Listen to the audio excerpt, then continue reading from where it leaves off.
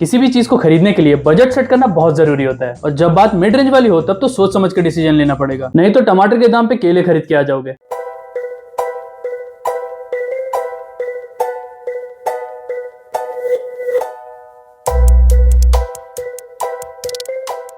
देखो, ये मैंने पहले भी बोला है कि बेस्ट फोन वही होता है जो आपकी जरूरतों को पूरा कर सके।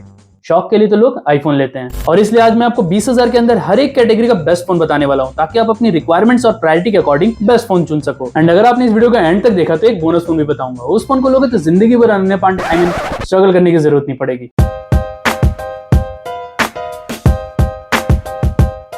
अब सीन ये है कि आजकल अच्छे गेमिंग फोन्स बहुत कम लॉन्च होते हैं, 20,000 के अंदर तो बहुत ही कम। बट फिर भी उनमें से कुछ ऐसे फोन्स हैं जो कि लॉन्च तो 30,000 की प्राइस रेंज में हुए थे, लेकिन भाव ना मिलने की वजह से उनको अपना भाव ही कम करना पड़ा। नथिंग फोन 2 का भी यही हाल होने वाला है, कुछ दिन रुक जाओ बस। खैर, उन्हीं फोन्स में से एक ऐसा धमाकेदार फोन है जो कि लॉन्च तो 28,000 पे हुआ था, बट अभी अगर आप Amazon या फ्लिपकार्ट ओपन करोगे तो ये आपको 21,000 का दिखेगा। किसी को समझ आया मैंने इस फोन को धमाकेदार क्यों बोला? रेडमी तो पोको का भाई है ना। मजाक से हटके इस फोन को मैंने खुद रिसेंटली परचेज किया है, और इसको लेने का मेन रीजन ही यही था कि इसमें आपको फ्लैगशिप Dimensity 8100 का प्रोसेसर मिलता है। मतलब गेमिंग तो इतनी स्मूथ होगी जितना डब लगाने के बाद आपके गाल भी नहीं होते। लिटरली इस फोन में आप कोई सा भी हैवी गेम इजीली खेल सकते हो। और सबसे कमाल की बात यह है कि इसमें BGMI की 90 FPS वाली सेटिंग्स ऑलरेडी मिलेगी। वैसे तो प्रो प्लेयर्स के लिए 60 FPS भी अनफ होता है, और नो प्लेयर्स को 90 FPS तो चाहे 120 FPS निशाना नहीं लगने वाला। और सबसे मजेदार बात तो यह है कि आजकल बहुत कम ही ऐसे गेमिंग फोन्स बनते हैं जिनमें 3.5mm का ऑडियो जैक भी मिलता है। कुछ नए ब्रांड्स तो चार्जर भी नहीं देते, ऑडियो जैक कहां से देंगे? मतलब गेमिंग के लिए this is the best phone under 20K। But हाँ, इसको लेने से पहले ये दिमाग में जरूर रखना कि कुछ गलत होने के बाद सर्विस सेंटर वाले भी साथ नहीं देंगे, क्योंकि रेडमी और पोको के फोन्स लेते ही उनकी वारंटी खत्म हो जाती है। अबे साले। अब भले ही इस दुनिया में गेमर्स की संख्या बढ़ती जा रही हो, लेकिन आज भी कुछ लोग कैमरा को ही ज्यादा प्रायोरिटी देते हैं।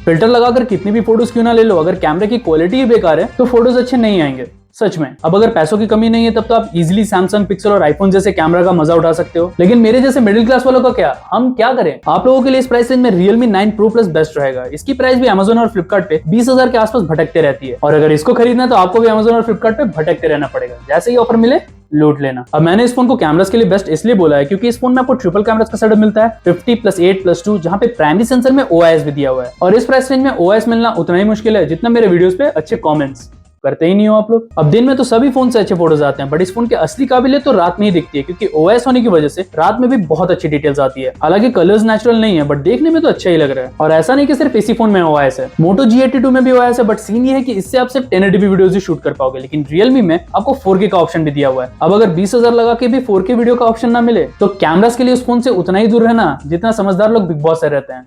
बहुत।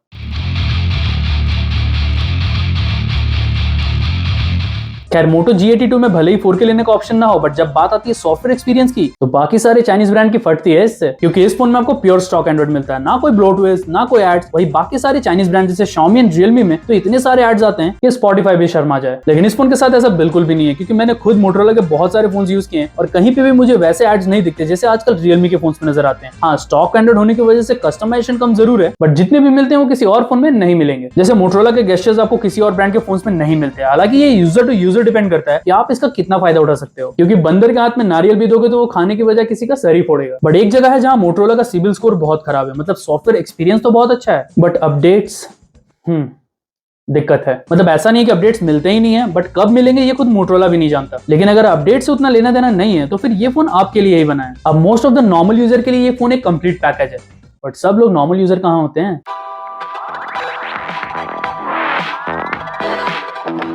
अब भले ही आप जोर जोर से चिल्ला के सबको डरा दो, लेकिन आपके अंदर एक्चुअली में कितनी ताकत है ये तो मैदान में उतरने के बाद ही पता चलेगा। स्मार्टफोन्स का भी कुछ वैसा ही सीन है, क्योंकि मैंने बहुत सारे ऐसे फोन्स देखे हैं जिनमें बैटरी कैपेसिटी तो अच्छी दी हुई है, बट उनमें फास्ट चार्जिंग नहीं मिलती। कुछ में फास्ट चार्जिंग मिलती है तो बैटरी कैपेसिटी ज्यादा नहीं है। तो क्या दोनों चीजें एक फोन में नहीं मिलेंगी? खैर, एक फोन है, और ये सेम वही फोन है जिसको मैंने गेमिंग के लिए भी चुना था, क्योंकि इस फोन में आपको 5080 mAh की बैटरी मिलती है विद 67 वाट फास्ट चार्जिंग। और मेरे लिस्ट का ये एक लौता ऐसा फोन है जिसमें इतनी फास्ट चार्जिंग और चार्जर भी बॉक्स में मिलेगा। नहीं तो कुछ नए ब्रांड्स समझ तो गए ही होगे। गजब बेइज्जती है। खैर इस फोन में ज्यादा बैटरी बैकअप मिलने का पहला रीजन तो ये कि इसकी बैटरी कैपेसिटी बाकी सारे फोन से ज्यादा है और इसका प्रोसेसर भी फ्लैगशिप वाला ही है, जो कि किसी भी हैवी काम को करने में मिड रेंज प्रोसेसर के कंपैरिजन में कम टाइम लगाएगा। अब काम कम करोगे तो थकोगे भी कम ही ना। आई नो 20,000 के अंदर बहुत सारे ऐसे फोन होंगे जिनमें 6000 mAh की बैटरी मिलती है, बट उसकी चार्जिंग स्पीड 25-30 वोल्ट से ज्यादा नहीं होगी। ये तो मैं लिख के देता हूँ। तो इसलिए अगर आप बैटरी के लिए कोई फोन ले रहे हो तो फास्ट चार्जिंग देख के लेना, नहीं तो सब लोग ऑफिस टाइम से पहुंच जाएंगे और आप फोन ही चार्ज करते रह जाओगे। अब भले ही बैटरी डिपार्टमेंट में K50i मस्त है, बट एक कंप्लीट फोन वही होता है जिसमें काम की चीजें ज्यादा मिले और शिकायत कम।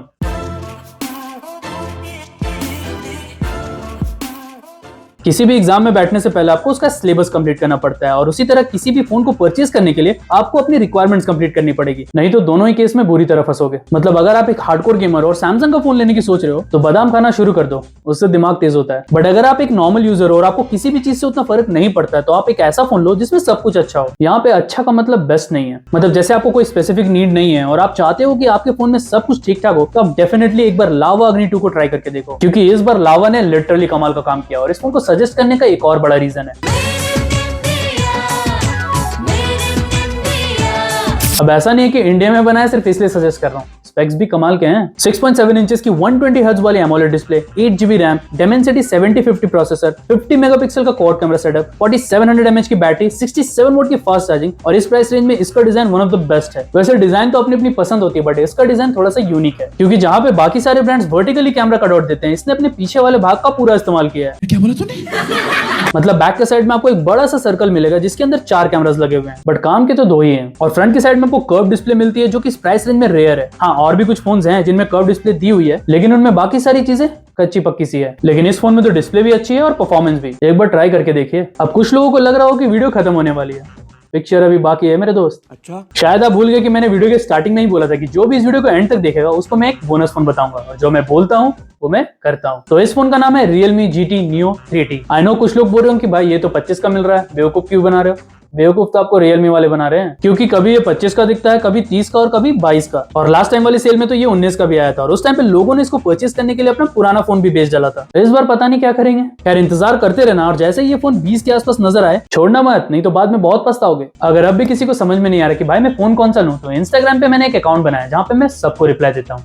यकीन नहीं हो रहा तो मैसेज करके देख लो। और अगर इंस्टाग्राम वाली मेहनत नहीं करनी तो कमेंट सेक्शन के दरवाजे आपके लिए हमेशा खुले रहेंगे, जितना कमेंट करोगे उतने जवाब दूंगा। सब्सक्राइब करोगे तो लाल दिल भी मिलेगा। लेकिन उससे पहले ये लेफ्ट वाली वीडियो जरूर देखना, अगर आपका बजट 20 से बढ़कर 30 तक जा सकता है तो। नहीं तो राइट वाली वीडियो के अंदर मैंने बेस्ट कैमरा फोन के अंदर गेमिंग टेस्ट किया है, जरूर देखना। और मैं मिलता हूँ आपसे अगली वीडियो में, तब तक के लिए अस्ताला विस्ता।